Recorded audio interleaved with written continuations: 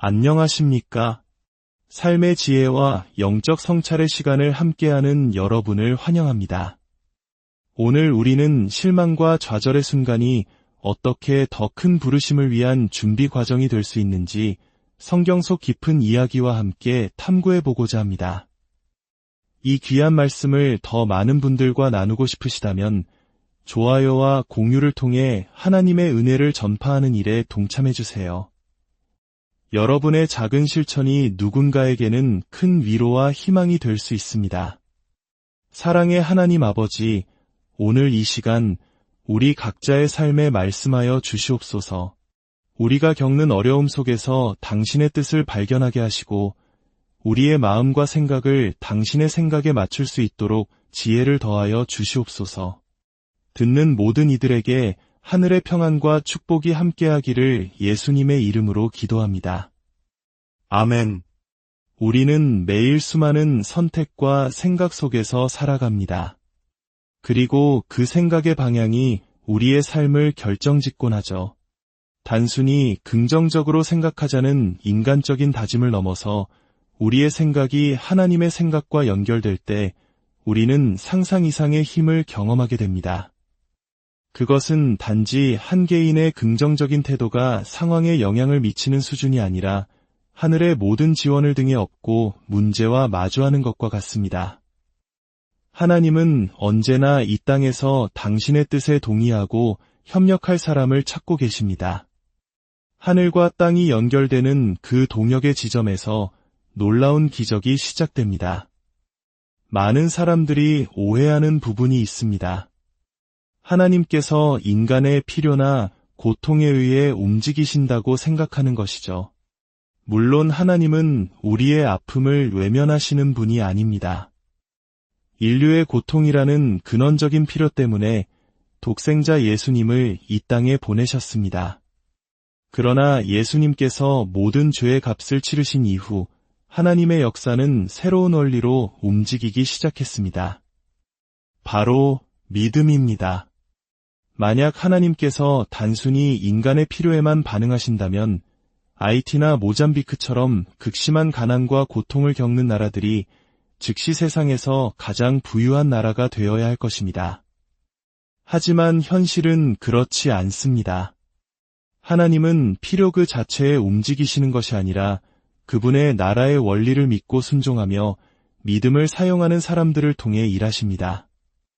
이 땅에서 하나님의 생각에 동의하고 그분의 가치관을 받아들여 삶의 변화를 이루어내는 사람들과 동역하기를 원하십니다. 이것은 단순히 한 사람의 영혼 구원에 그치는 이야기가 아닙니다. 구원은 시작일 뿐 장기적인 변화, 즉 한 개인과 공동체, 나아가 한 나라의 문화 전체가 하나님의 생각과 가치관으로 변화되는 것이 궁극적인 목표입니다. 복음이 한 사람의 전인격을 구원하고 예수님처럼 생각하고 가치 있게 여기는 법을 배우게 할 때 그 변화는 여러 세대에 걸쳐 지속되는 강력한 힘을 갖게 됩니다. 하나님은 이 땅의 주인이시지만 그 땅의 청지기로 우리 인간을 세우셨습니다. 마치 제가 소유한 집에 세입자가 살고 있다면 제가 마스터키를 가지고 있더라도 마음대로 들어갈 수 없는 것과 같습니다. 저는 세입자의 초대가 있어야만 그 집에 들어갈 수 있습니다. 마찬가지로 하나님은 이 땅에 개입하시기 위해 당신의 생각과 가치관을 품고 살아가는 사람들의 초대를, 즉 믿음의 동의를 기다리고 계십니다. 오늘 밤 이 도시의 모든 사람이 거듭난다고 해서 내일 아침이면 모든 문제가 사라질까요? 아닙니다. 여전히 가난이 있고 가정 불화가 있으며 중독의 문제가 남아있을 것입니다. 하나님과의 관계를 바로잡는 것이 첫걸음이라면 그 다음은 우리의 삶을 그분의 통치가 실현되도록 조정하고 변화시키는 과정이 반드시 필요합니다. 모든 통치, 모든 리더십에는 두 가지 핵심 기능이 있습니다. 바로 보호와 권한 부여입니다. 국가의 대통령이든 회사의 대표든 가정의 부모든 교회의 목회자든 그 역할의 본질은 공동체를 보호하고 그 보호의 울타리 안에서 각 개인이 자신의 잠재력을 최대한 발휘하고 운명과 목적을 향해 나아가도록 힘을 실어주는 것입니다. 우리는 구름 위에 앉아 하프나 연주하며 영혼을 보내기 위해 훈련받는 것이 아닙니다. 천국은 매우 역동적이고 창의적인 곳입니다. 이 땅에서 글을 쓰던 사람은 그곳에서도 글을 쓸 것이고 노래하던 사람은 그곳에서도 노래할 것입니다. 우리의 재능과 열정은 그곳에서 더욱 확장될 것입니다. 우리는 지금 영혼을 위한 훈련을 받고 있습니다. 하나님께서 우리의 삶에 여러 상황을 허락하시는 중요한 이유 중 하나는 우리의 의지를 빚으시기 위함입니다. 예수님은 우리의 죄를 위해 돌아가셨지만 동시에 인간 의지의 신성함을 지키기 위해 돌아가셨습니다. 자유의지는 하나님께서 만드신 가장 아름다운 창조물 중 하나입니다. 만약 예배 중에 예수님께서 요한계시록 한 장에 묘사된 것처럼 불꽃 같은 눈과 빛나는 모습으로 무대 위에 나타나신다면 어떻게 될까요? 아마 모두가 엎드려 경배할 것입니다. 하지만 거기에는 선택이 없습니다. 압도적인 임재 앞에서는 악마조차도 무릎 꿇고 고백할 수밖에 없습니다.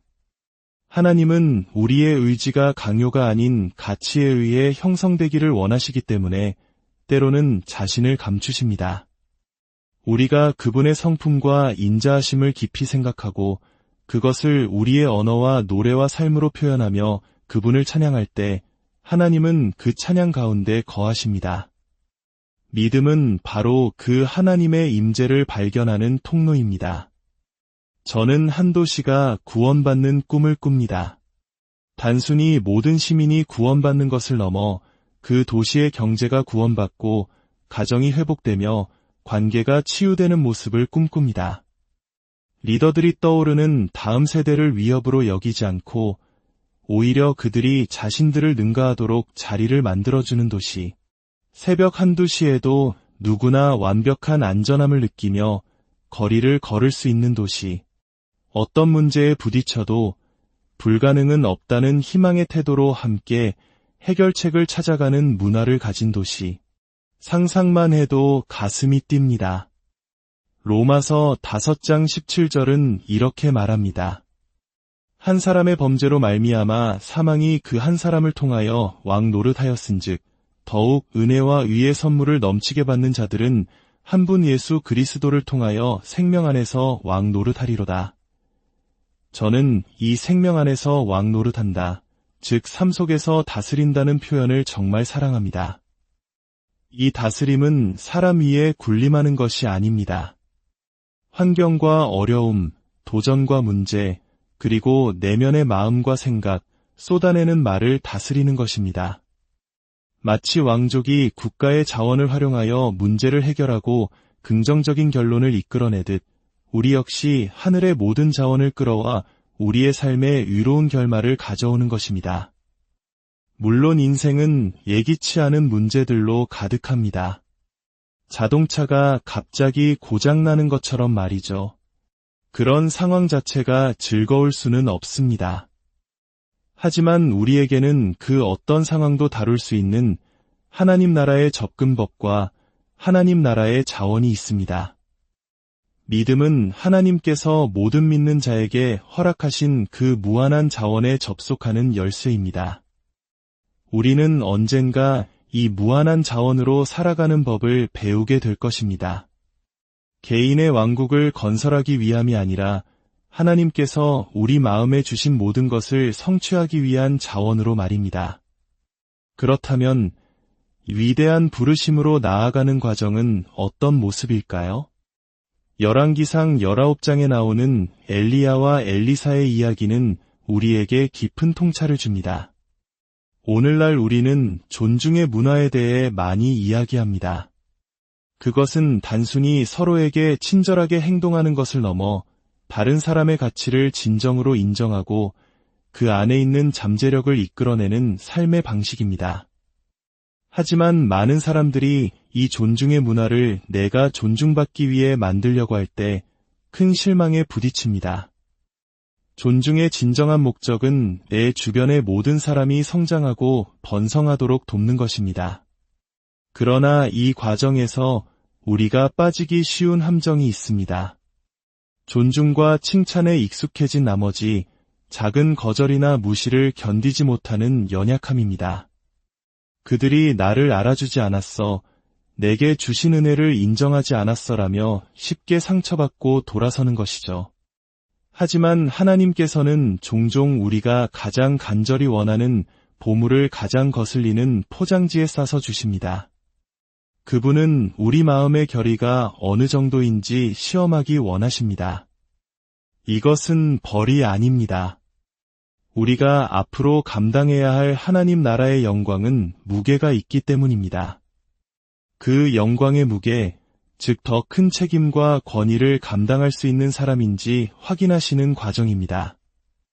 엘리야가 밭을 갈고 있던 엘리사를 찾아가 자신의 겉옷을 던져줍니다. 이것은 그를 후계자로 지명한다는 강력한 표시였습니다. 엘리사는 즉시 모든 것을 버리고 엘리야를 따르겠다고 말합니다. 그때 엘리야의 반응은 충격적이었습니다. 돌아가라. 내가 내게 무엇을 행하였느냐. 마치 방금 있었던 일이 아무것도 아니라는 듯한 차가운 태도였습니다. 이것이 엘리사가 통과해야 했던 첫 번째 학교, 바로 실망이라는 학교였습니다. 자신을 부른 그 사람에게서 거절과 무시를 당했을 때 과연 그는 자기 연민에 빠져 다시 밭으로 돌아갈 것인가? 아니면 그 순간의 감정을 넘어 아무도 인정해주지 않는 상황 속에서도 자신에게 임한 하나님의 순간을 알아보고 굳게 붙들 것인가? 많은 사람들이 이 첫 번째 단계를 통과하지 못합니다. 실망을 이겨내는 법을 배우지 못하면 우리가 간절히 구했던 그것을 감당할 수 없기 때문입니다.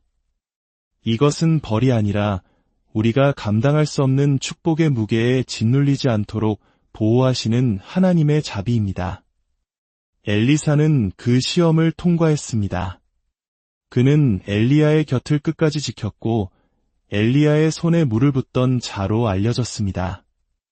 엘리야가 승천하기 직전 그는 엘리사에게 여러 번 너는 여기 머물라고 말하며 안정적인 자리를 제안합니다. 하지만 엘리사는 직책이나 인정을 구하지 않았습니다. 그는 엘리야가 가진 기름 부음 그 자체를 원했습니다. 마침내 엘리야가 묻습니다.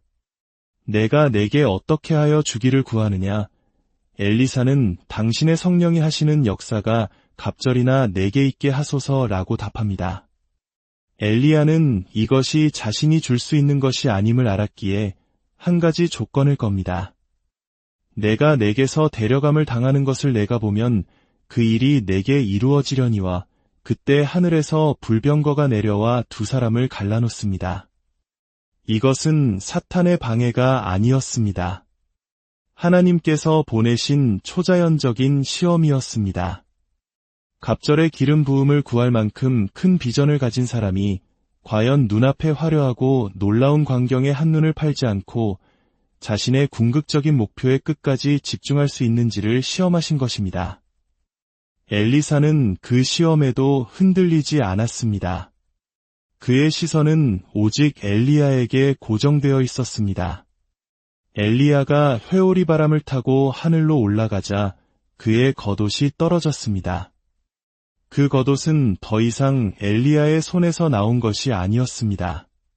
하나님께서 직접 받으셨다가 다시 돌려주신 갑절의 능력이 담긴 겉옷이었습니다. 엘리사는 그 겉옷으로 요단강을 치며 외칩니다. 엘리야의 하나님 여호와는 어디 계시니이까? 그러자 강물이 갈라졌습니다. 여러분, 우리도 마찬가지입니다. 우리가 하나님, 암을 치유하는 능력을 주십시오. 세상을 변화시키는 영향력을 주십시오. 같이 담대한 기도를 드리는 순간 우리 주변의 환경은 우리의 시험장으로 변하기 시작합니다. 첫 번째 시험은 실망입니다. 기도와는 정반대의 상황이 펼쳐질 때 여전히 하나님을 찬양할 수 있습니까? 두 번째 시험은 산만함입니다. 하나님께서 주시는 작은 성공이나 초자연적인 경험들에 도취되어 궁극적인 부르심을 잊어버리지는 않습니까? 세 번째 시험은 칭찬입니다.